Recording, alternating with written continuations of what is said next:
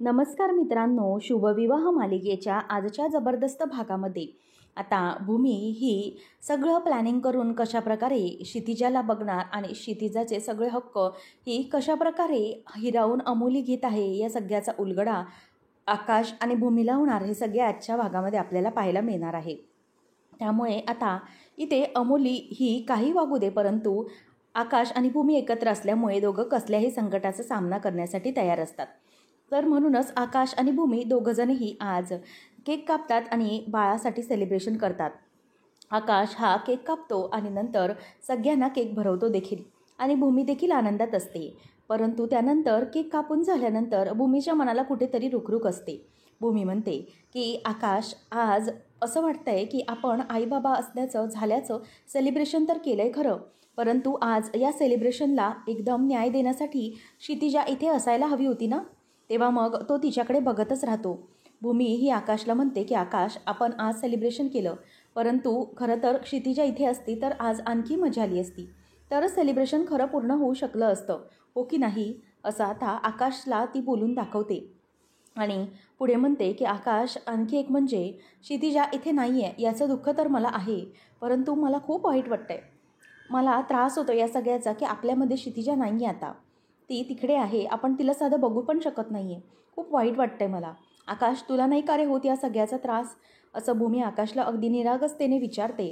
तेव्हा आजी म्हणते की भूमी, अगं बाळा, असं कसं बोलतेस तू, आकाशला त्रास होत नाही असं होत नसेल, आकाशलाही त्याचा त्रास होतोयच ना गं, परंतु तो दाखवत नाही आहे, बस एवढंच. तो त्रास दाखवत नाही आहे, कारण पुरुष कधीही आपला त्रास दाखवत नसतात, तो मनातच साठवून ठेवत असतात. आणि जर तो त्रास दाखवला तर मग आपणच कोलमडून जाऊ की नाही. त्यावेळेला भूमी गप्प बसते आणि नंतर मग त्यावर मानसी म्हणते की ताई, अगं तुला कळत नाही आहे, आकाश भाऊजींनाही खूप दुःख झालं आहे, परंतु ते स्वतःचं दुःख आपल्याला जाणवून देत नाही आहे. आणि जर त्यांचं दुःख त्यांनी तुला दाखवलं तर मग तू उद्ध्वस्त होशील, कोलमडून जाशील, मग तुला कोण सावरेल, या विचारांनीच ते काहीच सांगायला तयार होत नाही आहेत, असं मानसी लगेच आकाशची बाजू घेऊन बोलते. तेव्हा मग भूमी म्हणते की आकाश, तू असे कसं करतोयस ना, मला खरंच कळत नाही आहे, परंतु मीही लपवण्याचा प्रयत्न करते, मीही हे दुःख न दाखवण्याचा प्रयत्न करत असते तुला, परंतु मला खरंच नाही जमत रे, हे दुःख कसं लपवावं ना हेच मला समजत नाही, मला या सगळ्याचा खूप त्रास होतो. खरं तर या सगळ्यामध्ये मला क्षितिजा हवी आहे इतकंच कळतं, दुःख लपवण्याचा प्रयत्न करूनही दुःख लपवलं जात नाही आहे, यानेच वाईट वाटतंय मला. किती प्रयत्न केले, तिच्याबद्दल विचार नाही करायचा आहे, परंतु नाही रे, साधं तिला बघताही येत नाही आहे आणि मी आई येणार आहे तिची आठवणही मला येतच राहणार, मला खरंच कळत नाही आहे मी कसं करू. म्हणजे क्षितिजा पहिले तरी आपल्याला दिसायची, कधीतरी नजरेसमोर यायची, परंतु आता तर ती आपल्याला दिसतच नाही आहे. ती काय करते आहे, कशी दिसते आहे, काय करते मला काहीही कळत नाही आहे. आई म्हणून माझा जीव वर खाली होत राहतो. तेव्हा मग आता भूमी म्हणते की एक काम करतोस का, तू पारितोषला कॉल लाव ना, मागच्या वेळेला कसं त्याने तिला बागेमध्ये घेऊन आला होता, तसंच आताही काहीतरी करता येईल का बघ ना आकाश, म्हणजे आपण तिला बाहेर भेटू शकतो असं काहीतरी. त्यावेळेला मग आकाश म्हणतो की अगं भूमी, तेव्हा पारितोष हा इथे होता, तो प्रश्न वेगळा आहे. आता अमोली कोणाला कुठे घेऊन द्यायलाच जाणार नाही, खरंच खूप प्रॉब्लेम करणार, आणि माहिती आहे ना ती आता कशी वागते. त्यावर आता लगेच आजी म्हणते की मग आकाश, मी एक काम करू का, मी जाते अमोलीच्या घरी आणि मी बाळाला भेटते आणि नंतर तिथून तुम्हाला मी व्हिडिओ कॉल करते, चालेल का, असं आकाशला ती विचारते. त्यावेळेला आकाश म्हणतो की नाही आजी, अगं असं करून चालणार नाही. त्यावेळेला तरी अमोली काही बोलायची नाही, परंतु आता ती जास्तच अग्रेसिव्ह आणि पॉझिटिव्ह झाली आहे बाळाच्या बाबतीत, त्यामुळे ती तिथे उगाच तू गेलीस तर तुलाही काहीतरी सुनावेल आणि मला ते अजिबात आवडणार नाही, आणि म्हणून मी तुला सांगतोय की तूही नको जाऊस तिकडे. त्यावेळेला मग आता आजी म्हणते की मग आता काय करू शकणार आहोत आपण बाळाला बघण्यासाठी, भूमीला तर बाळाला बघायचं आहे. त्यावेळेला मग आता आकाश म्हणतो की हो, कळतंय मला, म्हणजे भूमीची तळमळ कळते मला, खरं तर मलाही तिला बघावंसं वाटतंच आहे, परंतु काय करणार, हा प्रश्नच पडतोय ना की अमोली ही अजिबात बाळाला आपल्याकडे जाऊही देत नाही आहे आणि बघूही देत नाही आहे, काय करणार काहीच कळत नाही आहे. आता भूमीच्या डोळ्यात पाणी येतं, काय करावं हे तिला काहीच सुचत नाही. मग त्यानंतर इथे मानसी म्हणते की बरोबर आहे ना, साहजिक आहे हो ताईचं, म्हणजे ती आई आहे ना तिची, आपली मुलगी काय करते आहे, आपल्या मुलीला बघावं अशी तिची इच्छा होत असणार ना, मग आपण काय करणार. आता या सगळ्यावर आपण कसा तोडगा काढणार, असं सगळं ती विचार करत असते. सगळेजण चिंतेमध्ये असतात. आकाश आता भूमीचा चेहरा बघतो आणि मानसीही म्हणते की ताई, हो गं, तुझं म्हणणं आम्हाला कळतंय. तुझी काही तळमळ आहे बाळाला भेटण्यासाठीची, ती सगळी आम्हाला कळते, परंतु काय करणार, असं म्हणून ती आता तिला शांत करत असते. आकाशच्या डोक्यामध्ये विचार सुरू असतात की काय करायचं. भूमीचा चेहरा पडलेला असतो. आजी बाकीचे सगळे डोकं लढवत असतात की काय करायचं आणि कशाप्रकारे बाळाला आणायचं आणि बाळाला बघायचं तरी कसं, हा प्रश्न पडलेला असताना भूमी म्हणते की आकाश, आपण कायदेशीर केस करणार, त्या नर्सला शोधणार आणि त्यानंतर मग कोर्टामध्ये केस उभी राहिल्यानंतर आपण लढणार. किती काळ आहे या सगळ्या गोष्टींसाठी, काय करायचं ना खरंच काही कळत नाही आहे. आणि ती गप्पा बसलेली असते. तेवढ्यातच मग आकाश म्हणतो की भूमी थांब, एक मार्ग आहे.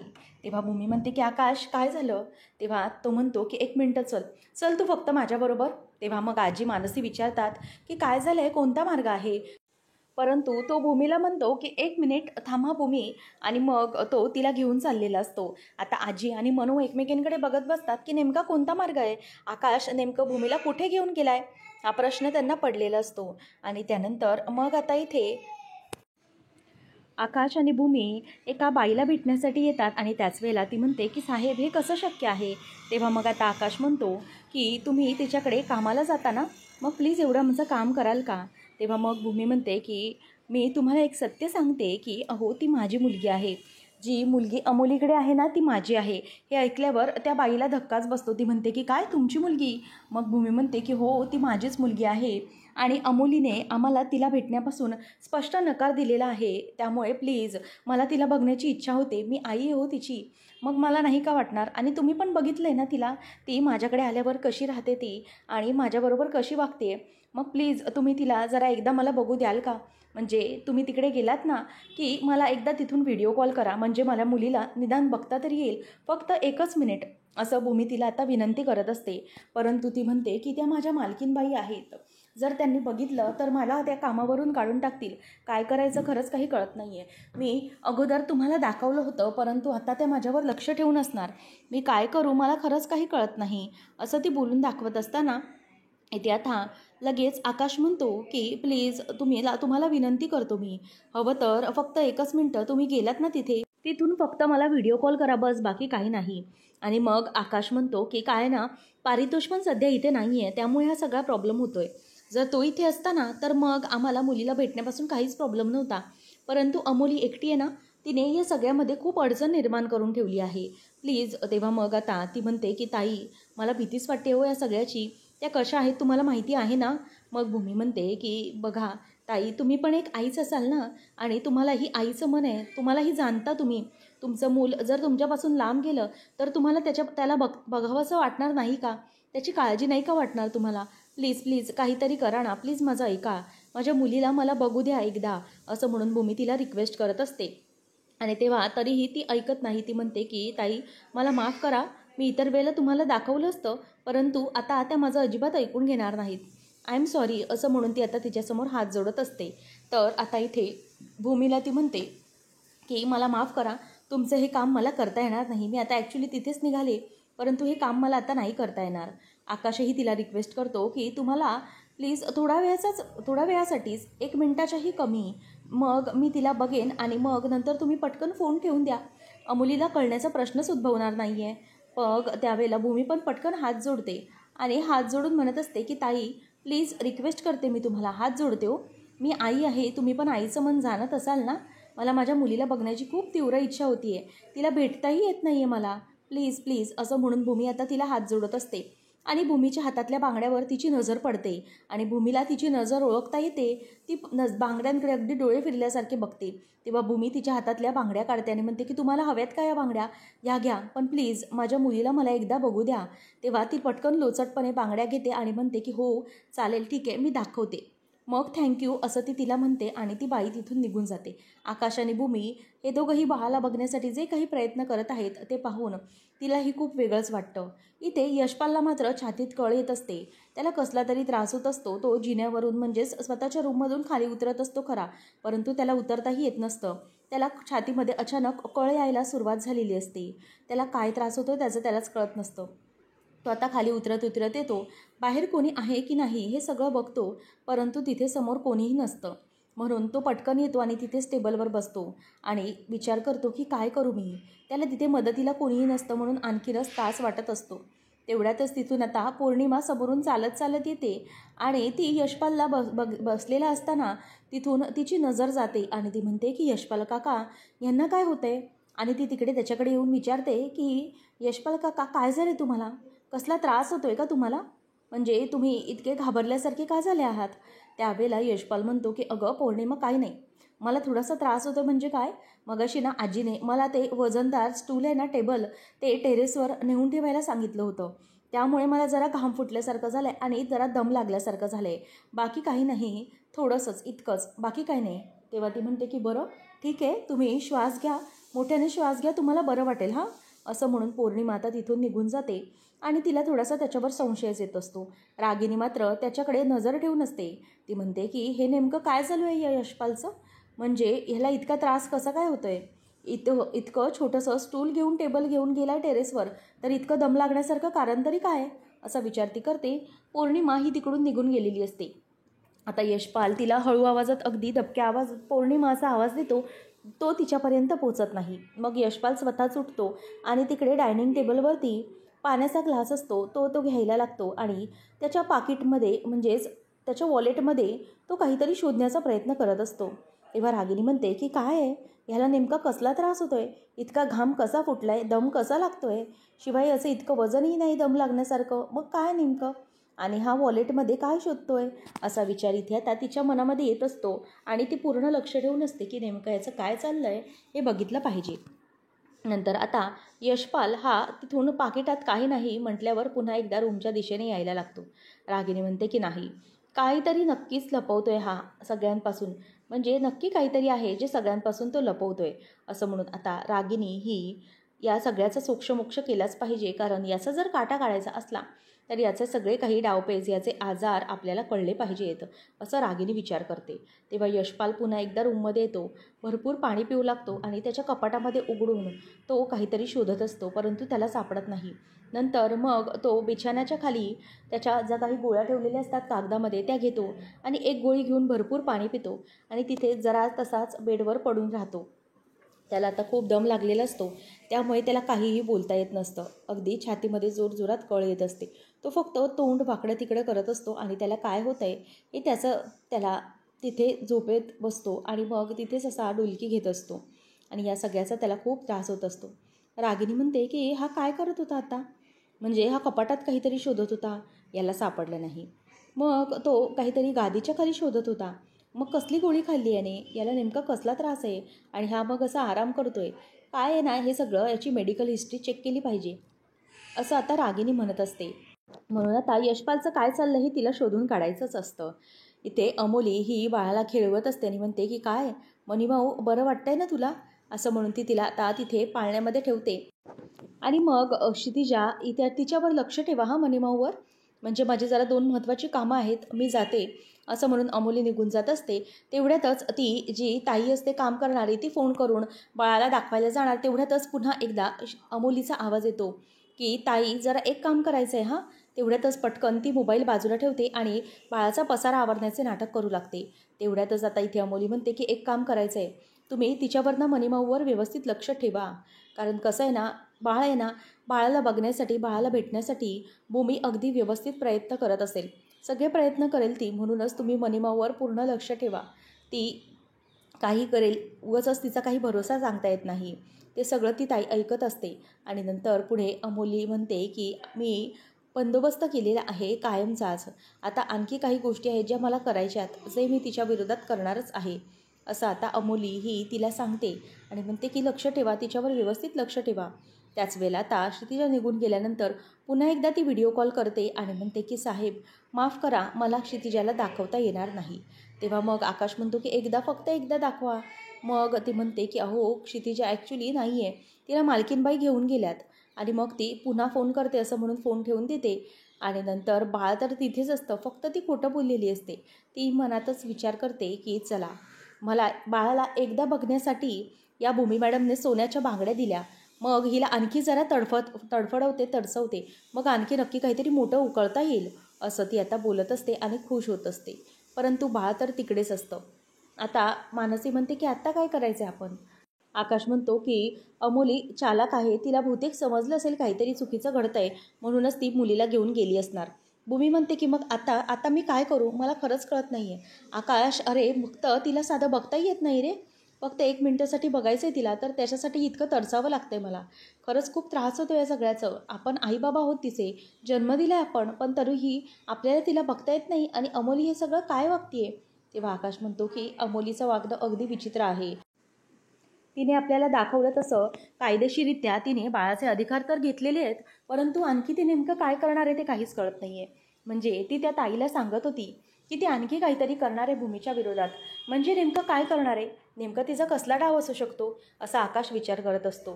तर इथे यशपालला आता ती गोळी खाल्ल्यानंतर, आराम केल्यानंतर थोडं बरं वाटलेलं असतं, म्हणून तो उठतो आणि थोडा सुटकेचा श्वास सोडतो, कारण त्याला थोडंसं आता बरं वाटलेलं असतं. मग यशपाल म्हणतो की चला आता निघालं पाहिजे, असं म्हणून आता ती गोळीची जे कागद असतो तो स्वतःच्याच खिशामध्ये टाकतो आणि तिथून निघत असतो. रागिणीची सगळे लक्ष हे तिच्याकडे असते, तो काय करतोय काय नाही हे सगळं ती आता बघत असते. त्यानंतर यशपाल आता रूमच्या बाहेर निघून जातो आणि रागिणी ही मागच्या बाजूला डबा भरून बसलेली असते आणि तो बाहेर निघता क्षणी ती पटकन त्याच्या खोलीमध्ये शिरते आणि त्या गोष्टीचा शोध घेण्याचा प्रयत्न करते आणि म्हणते की नाही, मला काहीतरी केलं पाहिजे. या यशपालची नेमकी मेडिकल हिस्ट्री काय आहे, त्याला कशाचा त्रास होतोय, तो का इतका घाबरला होता, इतका घाम फुटेपर्यंत त्याला काय झालं होतं हे शोधून काढलंच पाहिजे, असं म्हणून आता रागिणी ही तिथे बेडवर सगळीकडे शोधायला सुरुवात करते आणि त्याने जे काही बिछाण्याच्या खालून घेतलं आहे तिथे बघते, परंतु तिथे काहीच नसतं. नंतर मग ती म्हणते की कपाटात कदाचित काहीतरी फाईल वगैरे सापडेल, म्हणूनच ती कपाट बघायला जाते आणि कपाटामध्ये सगळ्या गोष्टी ती आता शोधत असते. परंतु कपाट बघत असताना तिथे फाईल वगैरे तिला काही सापडत नसतं. नंतर मग दुसऱ्या साईडच्या त्या खणामध्ये त्याची मोठी एक सुटकेस असते, ती उघडते आणि त्याच्यामध्येही शोधू लागते. परंतु त्या सुटकेसमध्येही एखादी फाईल किंवा एखादी हाती लागेल अशी कोणतीही गोष्ट त्याने ठेवलेली नसते. मग ती म्हणते की काय हा माणूस पक्का चालाक आणि पोचलेला आहे, म्हणजे कोणत्याही प्रकारचे पुरावे, ह्याला कोणता आजार आहे काहीही याने याच्यामध्ये अजिबात ठेवलेलं नाही. नाहीतर एखादा माणूस त्याला कसली मेडिकल हिस्ट्री आहे बाबा, कसला त्रास आहे, गोळ्याचे कुठले तरी प्रिस्क्रिप्शन पेपर, कुठले तरी डॉक्टरचे पेपर ह्याने ठेवले पाहिजे, परंतु नाही, याने काही ठेवलं नाही आहे. याचा अर्थ असा आहे की हा पक्का हुशार आहे, कुठलीही गोष्ट कोणत्याही हाती लागू नये असंच त्याला वाटतंय. पण मी पण याच्यापेक्षा हुशार आहे, एकाच गावची आहे मी, असं म्हणून ती आता फोन लावते आणि हॅलो संत्या, एक काम करायचं आहे, यशपालची सगळी काही मेडिकल हिस्ट्री आहे ना ती आपल्याला काढायची आहे. तेव्हा तो म्हणतो की काय. मग ती म्हणते की हो, सगळी काढायची आहे. एक काम कर, त्याच्यावर अगदी बारीक लक्ष ठेव, तो कुठे जातोय, काय करतोय, कुठल्या डॉक्टरकडे जातोय, काय करतोय, डॉक्टर त्याला काय सल्ला देतोय, या सगळ्या गोष्टींवर अगदी बारीक लक्ष ठेव. आणि मग ती मेडिकल हिस्ट्री मला हवीच आहे, कारण आपल्या शत्रूला जर संपवायचं असेल तर त्याच्या सगळ्या कमजोऱ्या आपल्याला माहीत पाहिजेत, असं ती त्याला बोलून अलर्ट करते. आणि नंतर पुन्हा एकदा त्या बॅगजवळ येते आणि बॅगजवळ ती पुन्हा एकदा शोधू लागते की नेमकं मला काहीतरी हाती सापडेल. परंतु काही हाती सापडत नाही, तिची निराशा होते. मनू तितक्यातच येते आणि तिला धक्काच बसतो आणि मनू आई असा आवाज रागिणीला देते. त्यावेळेला त्या रागिणीला धक्काच बसतो, ती मनूकडे बघतच राहते आणि मनू तिच्याकडे येऊन विचारते की आई काय करताय तुम्ही, म्हणजे इथे यशपाल काकांच्या या रूममध्ये बॅगमध्ये काय शोधताय. तेव्हा रागिणी म्हणते की अगं काही नाही, ॲक्च्युली ना यशपालने त्याचा एक जरा पेपर होता, त्याचा फोटो मला काढायला पाठवला होता आणि तोच मी त्याला पाठवण्यासाठी शोधत होते, बाकी काही नाही. मग मनू म्हणते की आत्ताच ते रूमच्या बाहेर पडून निघून बाहेर गेलेत, ते बघितलं मी त्यांना. तेव्हा ती म्हणते की अगं हो तेच ना, तो निघाला बाहेर, परंतु त्याच्या लक्षात येत नव्हतं, म्हणूनच त्याने मला फोन केला आणि मला सांगितलं काढायला. बरं बोल, तुझं काय काम होतं. तेव्हा मनू सांगते की आजीने तुम्हाला मला बोलण्यासाठी पाठवलं होतं, म्हणूनच बोलवण्यासाठीच आले होते. तेव्हा ती म्हणते की हो तू पुढे हो, मी त्याला फोटो पाठवते आणि नंतर मग येतेच खाली, आईला निरोप सांग, असं म्हणून ती जायला सांगते. तेव्हा मनू मनातच विचार करते, आई म्हणतात तसं तर नक्की काहीच नाही आहे, या काहीतरी माझ्यापासून लपवण्याचा ना नक्कीच प्रयत्न करत आहेत. यांच्या चेहऱ्यावरून, यांच्या हावभावावरून मला स्पष्ट दिसून आलं आहे की आई माझ्याशी काहीतरी खोटं बोलतायत. ते इथे यशपाल काकांनी सांगितलं आहे म्हणून काही फोटो काढण्यासाठी वगैरे आलेले नाही आहेत, तर ते काहीतरी यशपाल काकांच्या विरोधात शोधत आहेत. काय करत आहेत याचा शोध घेतलाच पाहिजे, असं मनू आता म्हणत असते. पुढच्या भागामध्ये आपल्याला पाहायला मिळणार आहे की आकाशला कसलं तरी कोर्टाचं लेटर आलेलं असतं. तेव्हा मग भूमी म्हणते की कसलं आहे ते. तेव्हा मग आकाश म्हणतो की भूमीच्या नावे आलेलं आहे. तेव्हा मग सगळ्यांना धक्का बसतो. आकाशला भूमी म्हणते की वाचून बघ बरं काय आहे. तेवढ्यात आकाश ते वाचायला सुरुवात करतो आणि म्हणतो की भूमीने बाळाला अमोलीपासून हिरावून घेण्याचा प्रयत्न केलेला आहे.